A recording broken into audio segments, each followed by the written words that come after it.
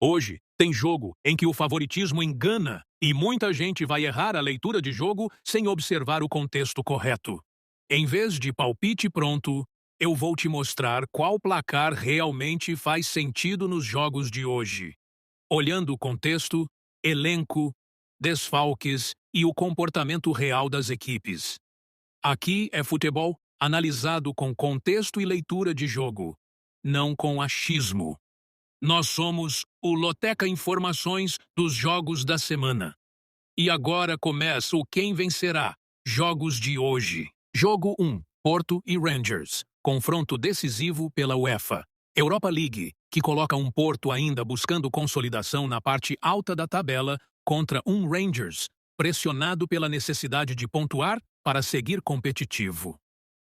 O Porto entra com escalação classificada internamente como misto leve, preservando a espinha dorsal defensiva e referências no meio, mas com rotações pontuais por gestão física e calendário, o que não elimina seu favoritismo técnico. O Rangers, por sua vez, apresenta um misto estrutural, com alterações que quebram a continuidade entre meio e ataque, cenário agravado por desfalques que reduzem a capacidade de sustentação ofensiva. Em termos emocionais, o Porto demonstra maior estabilidade competitiva, acostumado a jogos de controle sob pressão, enquanto o Rangers oscila mais quando sofre o primeiro gol, ampliando riscos já existentes. Taticamente, o Porto tende a assumir posse e território, tentando organizar ataques posicionais e bolas laterais.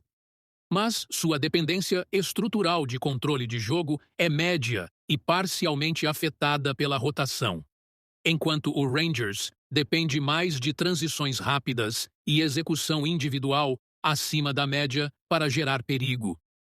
A capacidade de redução de risco do Porto é classificada como limitada, pois, embora haja elenco e liderança, a rotação reduz automatismos, tornando o jogo sensível ao primeiro gol.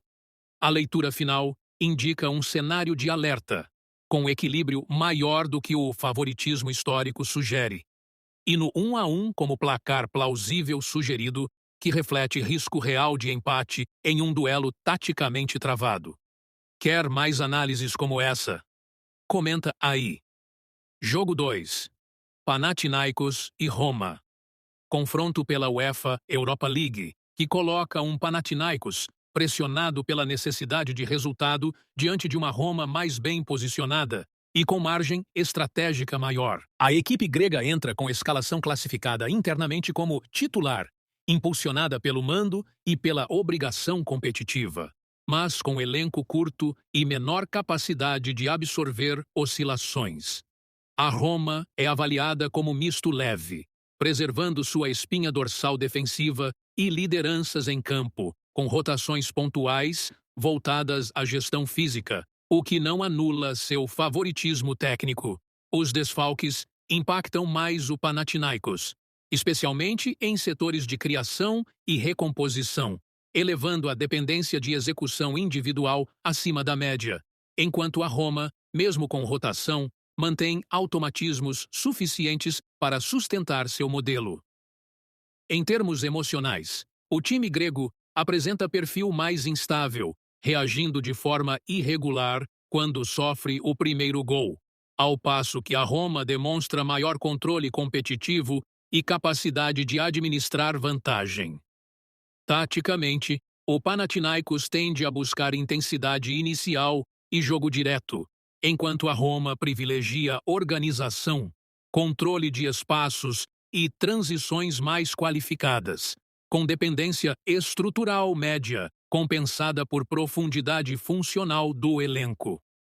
A capacidade de redução de risco da Roma é classificada como forte, sustentada por liderança e experiência em jogos continentais, o que enquadra o duelo em um cenário de alerta, com jogo sensível ao primeiro gol, mas leve vantagem estrutural dos italianos refletida no 1-2 como placar plausível sugerido. Quer mais análises como essa? Comenta aí. Jogo 3. Mirassol e Vasco. Jogo do Brasileirão, que coloca um Mirassol em situação de atenção na tabela diante de um Vasco que tenta se aproximar do bloco superior, com contexto de equilíbrio maior do que o nome das camisas sugere. O Mirassol entra classificado internamente como titular, tratando a partida como prioritária no mando de campo e mantendo continuidade entre setores, enquanto o Vasco apresenta um misto leve, com rotações pontuais por gestão física e calendário, mas preservando a espinha dorsal e referências competitivas. Os desfalques impactam mais o Mirassol pela menor profundidade de elenco, especialmente em setores de criação, aumentando a dependência de execução individual, enquanto o Vasco consegue diluir ausências com opções funcionais, ainda que perca fluidez em alguns momentos. Em termos emocionais, o time da casa mostra estabilidade moderada, mas sente o jogo quando sofre o primeiro gol, ao passo que o Vasco oscila mais fora de casa, com momentos de controle alternados com quedas de intensidade. Taticamente, o Mirassol tende a propor jogo com posse e circulação curta, enquanto o Vasco prefere organização média e transições rápidas, com dependência estrutural média que pode ser compensada pelo elenco. A capacidade de redução de risco do Vasco é classificada como limitada, o que enquadra o duelo em um cenário de alerta, sensível ao primeiro gol e com equilíbrio real, tornando o empate em 1-1 como um placar plausível, sugerido coerente com o nível de risco do confronto. Quer mais análises como essa? Comenta aí. Jogo 4. Botafogo e Cruzeiro. Duelo direto do Brasileirão, entre equipes que brigam na mesma faixa de classificação e encaram o jogo como estratégico para manter proximidade do bloco superior. O Botafogo entra com escalação classificada internamente como titular, priorizando a competição e preservando continuidade entre defesa, meio e ataque, enquanto o Cruzeiro é avaliado como misto leve, com rotações pontuais por gestão física, mas mantendo a espinha dorsal e referências de liderança em campo, o que não elimina seu nível competitivo. Os desfalques impactam mais o Cruzeiro, sobretudo na transição ofensiva, reduzindo fluidez e aumentando a dependência de ações individuais, enquanto o Botafogo sente menos ausências por ter melhor distribuição de funções no elenco. Em termos emocionais, o Botafogo apresenta perfil estável no mando, com boa capacidade de reação, mesmo após sofrer gol, enquanto o Cruzeiro oscila mais fora de casa, alternando momentos de controle com quedas de intensidade. Taticamente, o Botafogo tende a propor o jogo com posse organizada e ocupação de corredores, enquanto o Cruzeiro busca bloco médio e transições rápidas, com dependência estrutural média, que pode ser parcialmente compensada pela experiência do elenco. A capacidade de redução de risco do Botafogo é classificada como limitada, já que apesar da organização, o time perde controle em jogos muito físicos, enquadrando o confronto em um cenário de alerta, sensível ao primeiro gol e com equilíbrio real, o que torna o empate em 1-1 como um placar plausível, sugerido coerente com o nível de risco apresentado. Se essa leitura te ajudou a entender melhor os jogos de hoje, deixa o like, porque isso ajuda muito o canal a crescer.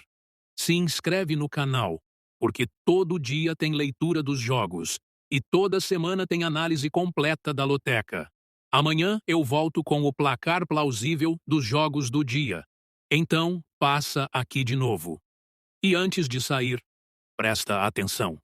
O próximo vídeo, com essa playlist que está aparecendo na esquerda aqui na tela, tem análises das mais recentes edições dos jogos de hoje, jogo por jogo, sem achismo, menos palpite, mais leitura de jogo.